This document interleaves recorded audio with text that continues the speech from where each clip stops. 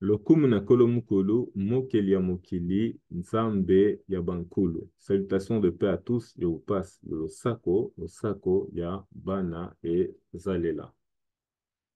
Là donc nous sommes dans notre cinquième partie, la dernière en fait, ou la quatrième partie, ça dépend de qu'est-ce qu'on entend, concernant donc les quatre grandes langues nationales, les quatre grands groupes de peuples qu'on retrouve au Congo, même si on a fait quand même une exception avec le pays qu'on appelle aussi Angola.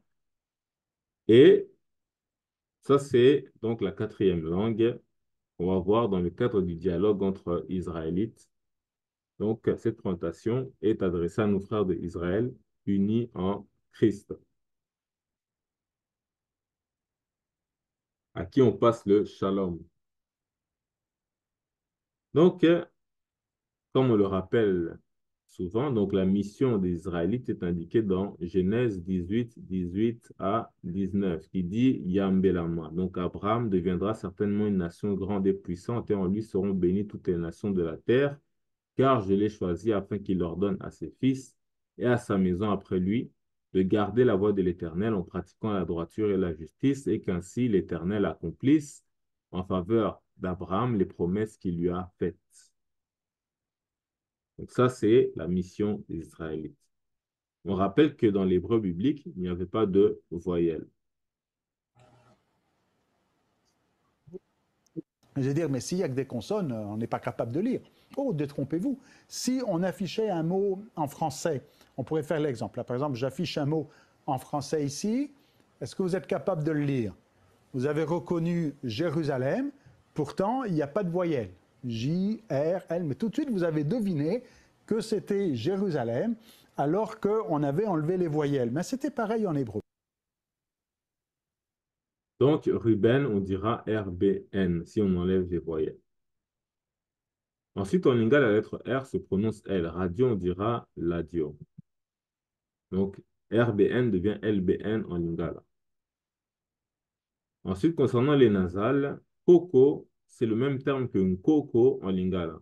Sauf que là, on a ajouté un N nasal, qui veut dire grand-parent dans les deux cas. Mais même si on enlève le N nasal, ça garde toujours le même sens. Mais si on enlève le K, ça devient Noko, qui veut dire oncle, par exemple. Donc ça change le sens. Donc on comprend que la racine principale du mot, c'est Koko, avec les deux K. Et le N nasal est un ajout pour renforcer la prononciation du terme. Ainsi donc, lorsque on fait une correspondance entre nos langues et la Bible, on ne compte pas les nasales dans la racine consonantique, sachant que les nasales peuvent disparaître. Donc, DM, Adam, correspondra à Ndema, en sachant que les racines principales, c'est DM. Le O en lingala peut devenir U. Moto, c'est la tête. Moutou, c'est la tête, comme Mohamed ou bien Muhammad avec un U ou avec un O. Le ND peut devenir L, Ndaka peut devenir Laka, Ndamu peut devenir Lamu, Ndai peut devenir Lai, Ndelo peut devenir Lelo. Le S peut parfois se prononcer SH, dépendamment de l'endroit où on se trouve. Par exemple, les Juifs actuels vont souvent utiliser le SH, ils vont dire Ishmael, au lieu de dire Ismaël, Shalom, au dire Salam, Shlomo, au dire Salomon. Et comme on répète à chaque fois, les deux sont corrects parce que même au Congo, la capitale c'est Kinshasa, mais qu'on appelle aussi Kisasa. Donc là, on a même fait sauter le N nasal et le SH devient S. Et on utilisera plus souvent le S comme dans le lingala de la capitale. Donc la vidéo est adressée à nos frères d'Israël unis en Christ, dont on voit un petit extrait ici.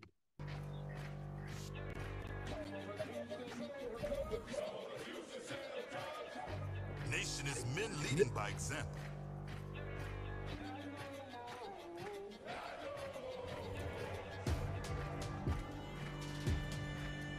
Nation is family.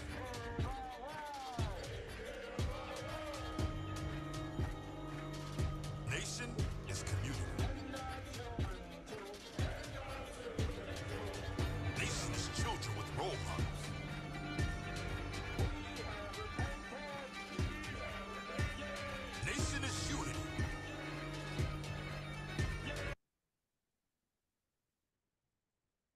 Ensuite,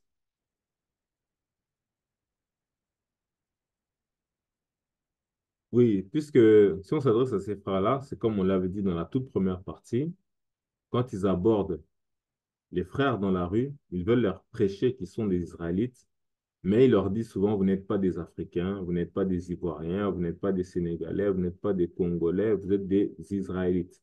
Et ils disent que Congo, Afrique, Sénégal, Ghana, etc., ce pas des mots qui sont à l'intérieur de la Bible, mais que vous êtes des Israélites. Donc, c'est comme si on disait abandonnez ces termes-là, parce que votre vraie identité, c'est israélite. Et nous, on explique que l'un n'empêche pas l'autre. Tu peux être Congo et israélite en même temps, tout comme on peut être de la tribu de Juda et être un israélite en même temps. Parce que Juda est le fils d'Israël, c'est-à-dire Jacob.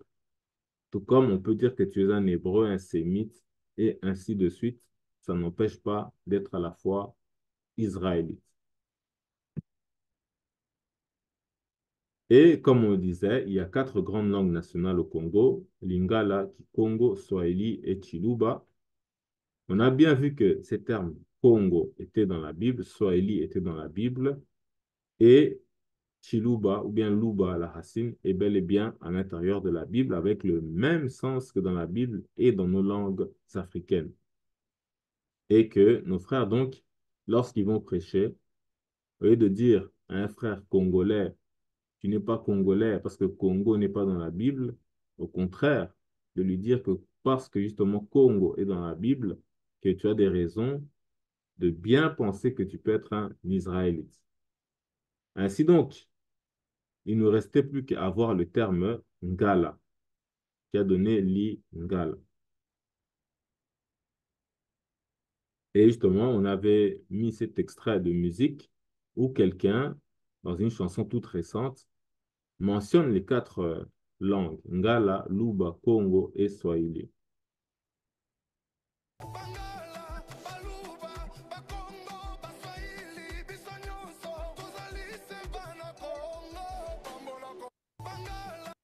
Et d'ailleurs, il dit, ils sont tous des Bana Congo. Donc, pour dire congolais, le terme le plus souvent qui est utilisé en lingala, c'est Bana Congo. C'est pour dire que c'est comme quand on dit Bénin, Israël, les enfants d'Israël dans la Bible. Donc ça aussi, c'est juste pour vous montrer que c'est bien notre tradition. Donc, est-ce que le terme Ngala est à l'intérieur de la Bible? Donc, le terme Ngala dans la Bible correspond à Gala. Et il suffit juste d'enlever la nasale et c'est exactement le même mot.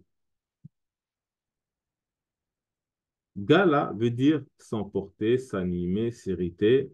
On peut voir quelques exemples dans Proverbe 17, 14. Il est dit avant que la dispute s'anime, donc Gala, retire-toi. Proverbe 18, 1, il s'irrite Gala contre tout ce qui est sage. Proverbe 23, mais tous ceux qui insensés se livrent à l'emportement, Gala. Donc, ça veut dire c'est s'emporter, s'irriter. Irriter, ça veut dire se mettre en colère. Donc, si on va maintenant dans le dictionnaire Lingala, français, on a Ngala, c'est quoi? Être en colère, se fâcher. Donc, exactement le même sens que Gala à l'intérieur de la Bible, ça signifie se fâcher ou se mettre en colère, s'irriter. Ensuite, donc, le terme Ngala, on le retrouve dans notre dictionnaire, se fâcher, être en colère, devient Ngalela. Ce terme-là, donc, veut aussi dire s'aggraver. On le retrouve dans un dictionnaire, Ngalela. Et donc, on garde toujours le terme Ngalela à côté. Non seulement Ngala veut dire se fâcher, mais ça veut dire aussi beaucoup d'autres choses, notamment un cycle. Si on cherche en français ce que c'est qu'un cycle, son étymologie, on dit que ça vient du grec ancien kyklos. D'abord, ça vient du latin cyclus, qui vient du grec ancien kyklos, qui veut dire le cercle. Et Galil ou Galal en hébreu, ça veut dire le cercle. Ça correspond à ce qu'on appelle Galilée. Et on a dit que le terme cycle vient de cercle. Ainsi donc, Ngala, qui veut dire cycle, en fait, un cycle, c'est quelque chose qui tourne tout le temps, qui revient toujours. Et donc, on a compris que le terme Galil devient le verbe, en fait, Ngalela, qui vient de la racine Ngala. Donc, Galil correspond à Ngalela, en lingala, et qui fait référence à ce qu'on appelle la Galilée. Dans Matthieu 26, 69, il est dit, pendant ce temps, Pierre était resté assis dehors dans la cour intérieure. Une servante s'approcha de lui et dit, toi aussi tu es avec Jésus le Galiléen. Dans dans Acte chapitre 1, verset 11, il dit, homme galiléen, pourquoi vous arrêtez-vous à regarder au ciel? Ce Jésus qui est enlevé au ciel du milieu de vous viendra de la même manière que vous l'avez vu allant au ciel. Ici, on remarque que les apôtres et le Christ sont appelés des Galiléens. Et donc, on a dit, ça correspond à Ngalela, Galilée. Ça vient de la racine Ngala, qui veut dire cycle, en fait, le cercle. Ça veut dire aussi époque ou bien une ère. Et si, toujours en lingala, on enlève le N nasal, et si on dit, ça veut dire par exemple une année, Gala. En fait, qu'est-ce qu'on comprend, c'est que l'époque, l'ère, etc., ce sont des choses qui viennent, qui recommencent à chaque fois, donc qui tournent en rond comme un cercle, comme un cycle. Et on voit encore que Gil, en hébreu, ça veut dire un cercle ou un âge, justement. Donc une époque, une année, etc. Donc sur la racine GL, comme Gala, ce sont les mots du cercle. On l'a déjà vu avec Angola. On a encore Ngoulé, qui veut dire une boule ou un globe. Donc, toujours la forme circulaire, comme dans Gil ou bien dans d'autres termes.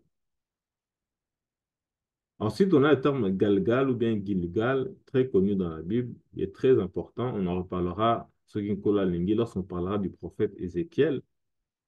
Donc, non, c'était le prophète Élie, hein. Élie, ouais. Élie, mais c'est aussi associé à Ézéchiel. Donc, Galgal, c'est une roue ou bien faire tourner.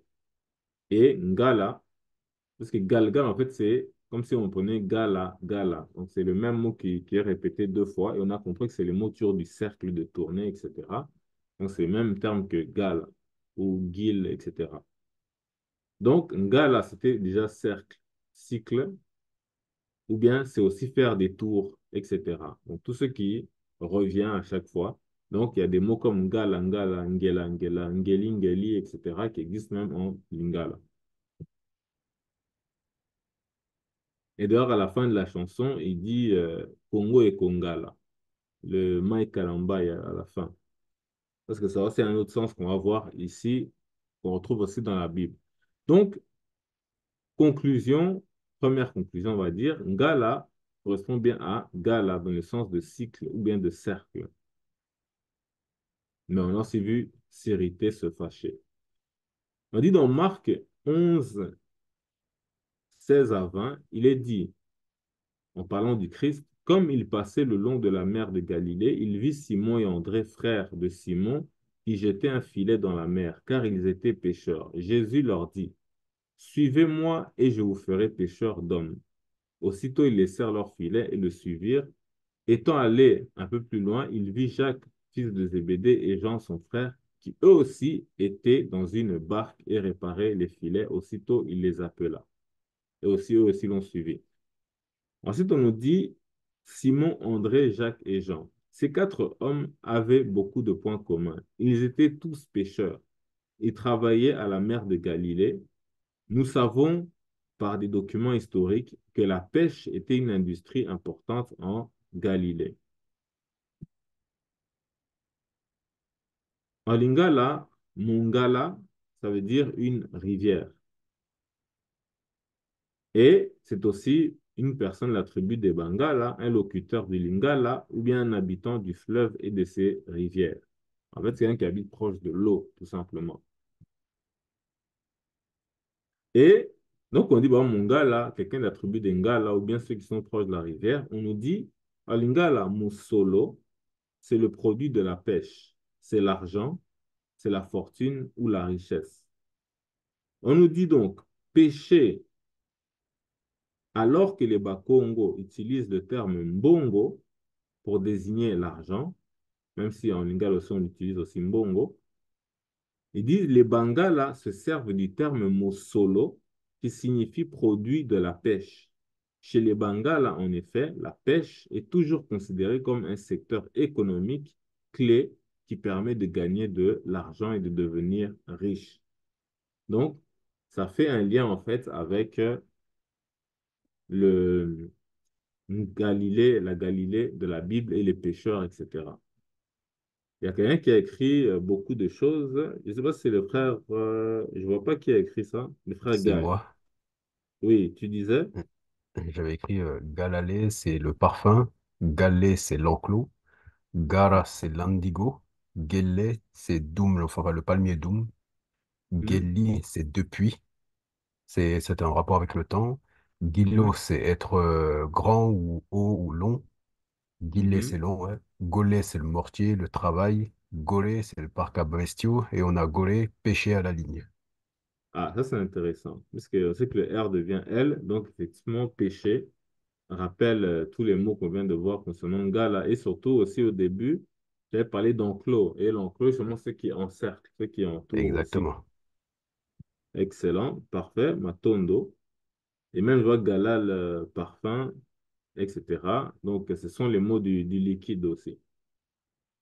Ok, Matondo, parfait. Donc, on continue. Donc, on a encore la forme Gela. Gela, en hébreu, ça veut dire révéler des secrets, être révélé.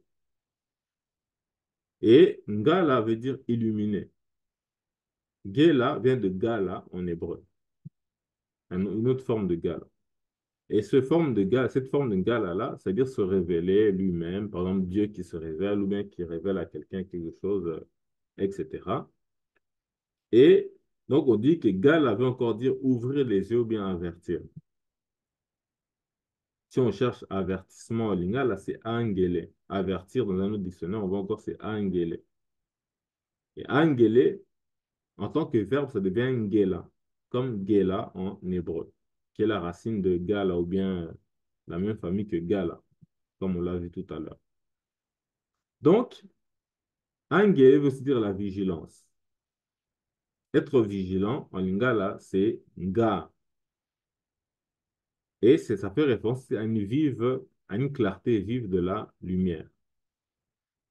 Et nga veut aussi dire vigilant, on l'écrit aussi ngwa, vive lumière. Donc en fait, c'est pour dire que ces trois mots que vous voyez là, en fait, c'est un seul mot qui s'écrit de différentes façons et se prononce de différentes manières. Donc on dit nga ou bien ngwa. Et il y a le frère Guy qui a écrit quelque chose, garé mensonge en soninké. C'est ça? Non, Ah non, c'est Ndiaye. c'est ok. En soninké, ok. Et Galé, oui. un rapport, ah, tu voulais développer?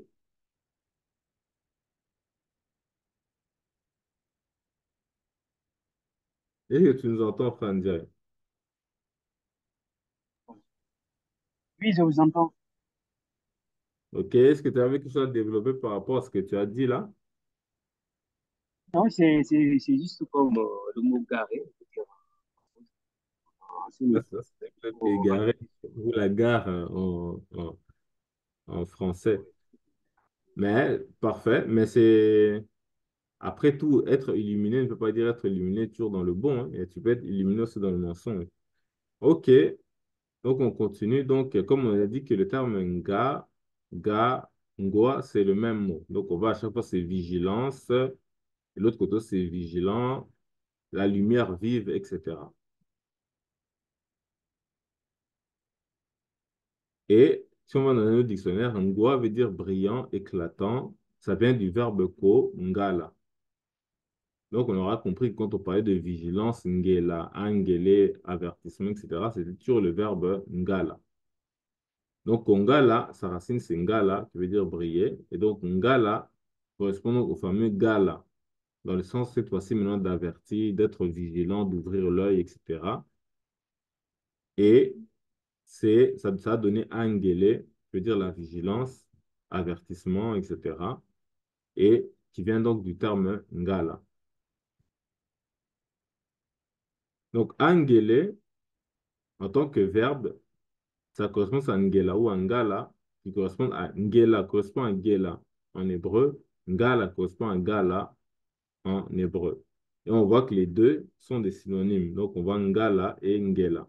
Donc, on peut prononcer de deux manières différentes. Donc, dans l'hébreu, si on prend Ga, ça veut dire éclater ou bien la gloire. Par exemple, dans Exode 15, 1, il est dit, je chanterai à l'Éternel car il fait éclater Nga sa gloire. Et en Ngala, Ngwa ou Nga, c'est-à-dire éclatant, vive lumière, clarté de vive lumière, etc. Donc, le Ga ici correspond au Nga en Lingala et Gala correspond à Ngala en Lingala. Donc, ça, c'est l'hébreu, c'est le Lingala. Si on prend toujours ce mot-là de Nga, clarté vive de lumière, on peut enlever le N nasal, ça devient Ga. On va toujours se tirer le même mot, clarté de la lumière. Donc, on peut mettre aussi Ga directement. Et donc, ce Ga-là, en hébreu, correspond à ce Ga en Lingala. Et Gala correspond aussi à un autre Gala en Lingala. Et on avait dit que ce Gala-là veut dire l'année, mais c'est aussi la saison sèche, qu'on appelle également Yangala, la chaleur, ou bien la saison sèche, c'est Gala ou bien Ngala. Mais c'est aussi tour de rôle, parce que tour de rôle, c'est toujours tourné. On a dit que c'était aussi les mots du cercle. Donc, Ngala, c'est le verbe Kongala ou bien Kongela. Donc, il y a deux façons d'écrire comme on a dit. Et Bongali, c'est l'éclat, c'est la renommée. Bongali, si c'est le fait d'honorer. Et on va pareil avec le E, Ngela, qui est proche de Ngala. Donc, c'est les mêmes mots. Donc, éclat, renommée, honoré. Et on nous dit toujours plus loin ici, l'éclat, c'est Bongeli. Donc, Bongeli, comme on l'a vu ici, c'est le même sens que Bongali, avec Ngala. Donc, ici, on a mis Bongeli. Et on dit c'est l'éclat, c'est la renommée ou la gloire. Et toujours éclatant avec la racine, Westpop, voilà, on a Ngeli, Ngeli, donc on a carrément la doublure, comme tout à l'heure on a vu en hébreu Galgal, Gilgal, des choses comme ça. Donc on voit qu'en Lingala, on utilise ce terme-là, Ngeli, Ngeli, mais c'est synonyme de Ngwa ou bien de Nga. D'ailleurs, on le voit ici, éclatant, Ga, donc clarté de la lumière, Ga, c'est être connu. Donc c'est ça la renommée, la gloire, etc. Or, on a dit que Ga, en hébreu, ça veut dire éclatant ou éclater ou bien la gloire. Donc, on retrouve bien les mêmes mots, toujours avec la même racine, etc.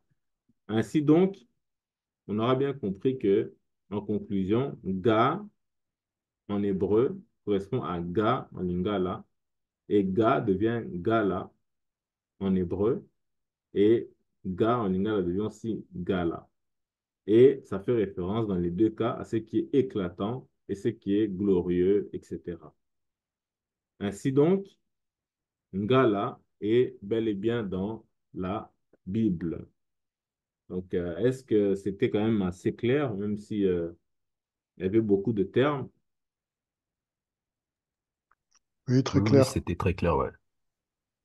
Ok, parfait. Matondo. Et je crois avoir le lien, en fait, avec ce qu'il disait tout à l'heure à propos de galer le mensonge. Mhm. Il y a un synonyme, c'est gara. Et gara, en fait, enfin, c'est même pas un synonyme, c'est le même mot, c'est juste conjugué différemment. Et Mhm. gara, ça veut dire indigo. Et ça m'a fait penser à la couleur du drapeau et aussi à la couleur de la royauté avec le drapeau bleu avec le fleur de lys dessus, qui correspond à l'abeille, on va dire. Ah, ok, ça c'est... Ok. La fleur de lys, c'était quel drapeau en fait? En fait, non, le bleu indigo sur le drapeau congolais, vu qu'on parle de Ok, ouais, ça Ngala, j'ai compris, etc. ouais. Et le drapeau, enfin c'était plutôt le tissu bleu avec en brodé dessus le fleur de lys dans la royauté européenne, enfin française plutôt. Ah, française, ok, oui, oui, les symboles de fleur de lys français, oui, en effet, effectivement. Excellent, parfait. Mais comme j'ai dit aussi, parce qu'en lingala, tous les mots ont toujours leur contraire.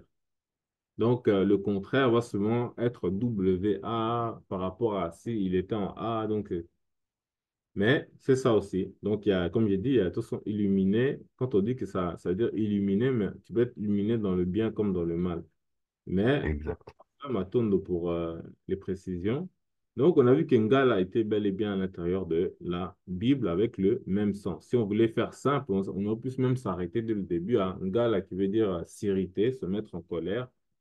Comme on dit, éclater de colère, laisser éclater sa colère, parce que c'est les mots ensuite de éclatant, de brillant, voilà, mais être en feu, etc. C'est ces mots-là. Donc, on a vu que les quatre grandes langues des peuples du Congo, donc Kinshasa pour l'occasion ici, mais on pourra regarder aussi d'autres langues en dehors du Congo, en dehors aussi du Congo Kinshasa, on peut voir l'autre Congo, Brazzaville, Lari, Yombe, etc. Donc ça aussi, c'est des mots qui sont à l'intérieur de la Bible, comme Job, par exemple, juste pour ne citer que ça. Donc on a plein de termes qu'on peut regarder, et il y a aussi les mots comme Dakar, etc., que le frère Guy aujourd'hui m'a envoyé quelques termes qu'on va regarder et on poursuivra même avec Afrique et ainsi de suite prochainement. Mais ce ne sera pas forcément tout de suite directement, mais on regardera juste rapidement quelques termes. Donc c'est pour dire simplement que on a vu cela clairement à l'intérieur de Ebi Ebele en hébreu avec le sens dans nos langues africaines et que ça correspondait. Et donc, c'était les quatre langues que lui est en train de chanter.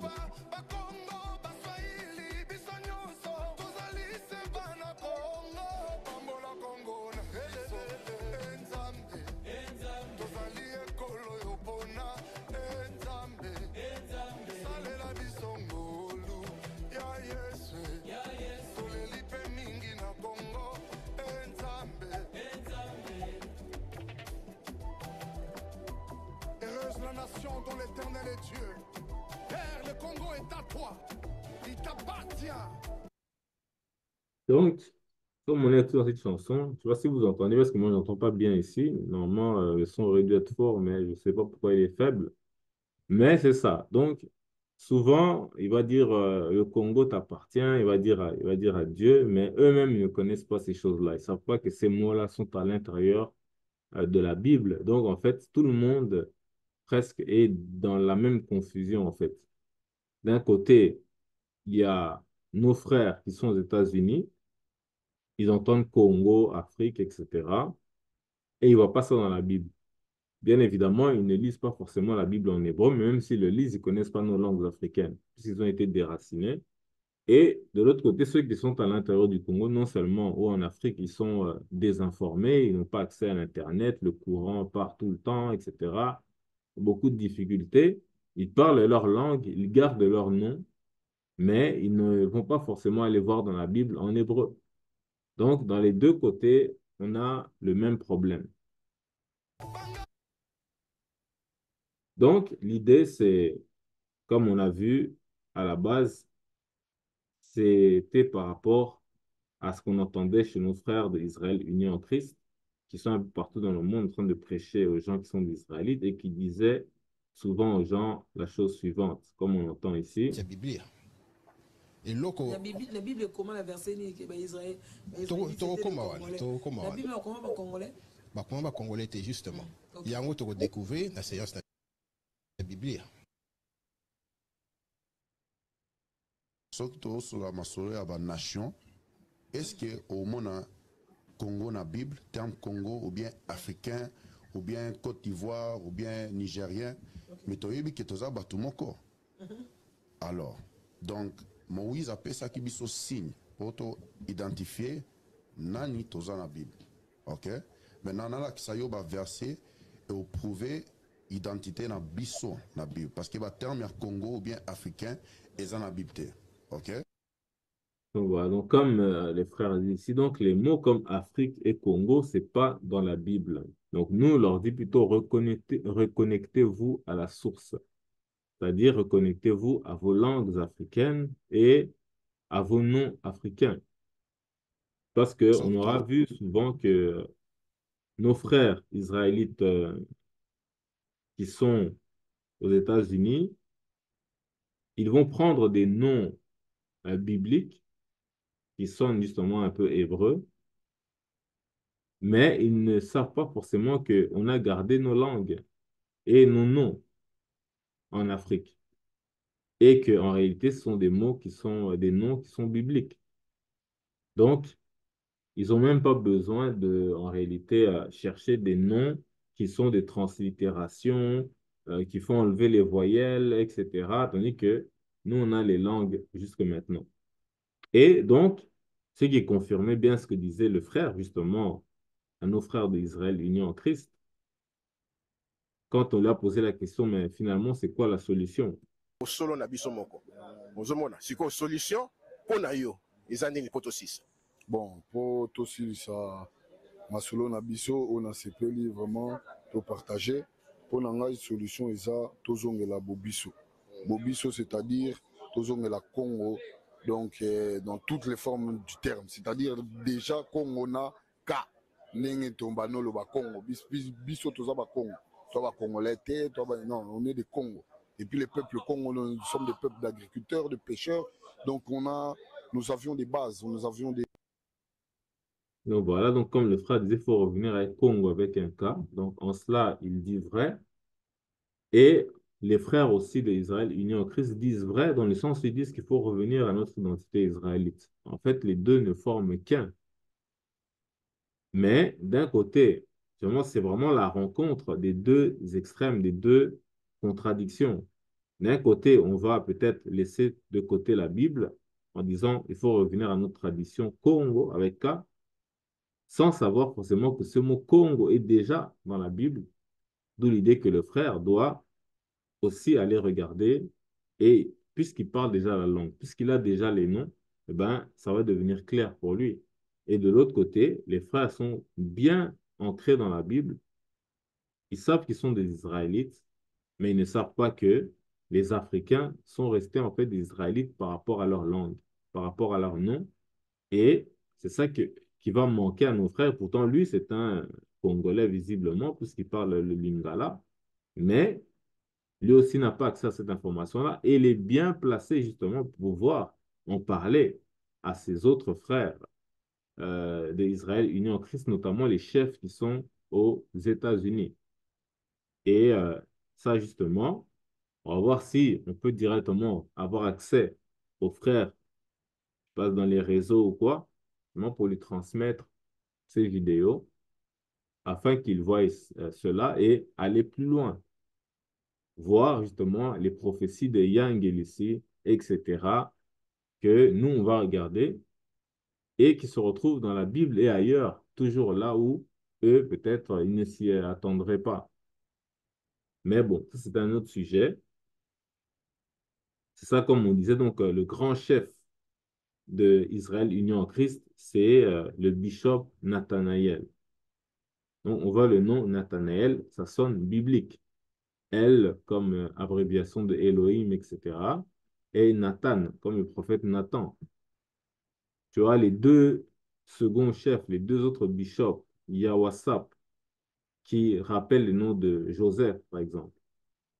Et tu as Monseigneur Kani, ou plutôt le bishop Kani.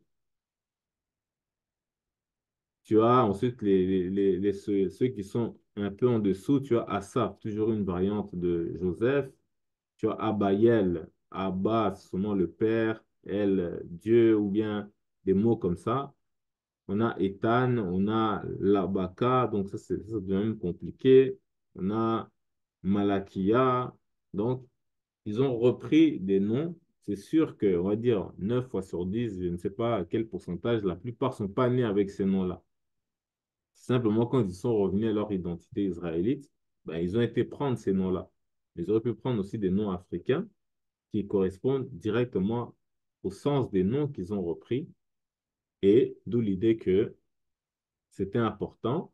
Donc on leur dit de venir découvrir les noms traditionnels des patriarches et des prophètes de Ebélé, donc de la Bible, puisque nous, on a pu retrouver avec nos langues les noms d'Ésaïe, Daniel, Ézéchiel, etc., les prophètes, que eux, ils vont peut-être reprendre leurs noms tels que on le voit de nos jours, alors que l'équivalent est bel et bien déjà en Afrique, avec le sens et même des secrets. C'est pourquoi prochainement, peut-être, on va essayer de parler du prophète Ézéchiel, et on va voir que lorsque Ézéchiel nous parle de roues dans le ciel, qu'il avait vu et que souvent c'est interprété dans le monde comme des vaisseaux extraterrestres, eh bien, dès que vous cherchez le nom Ézéchiel en Lingala, par exemple, eh ben, on te parle des roues immédiatement. Donc, on fait le lien immédiatement.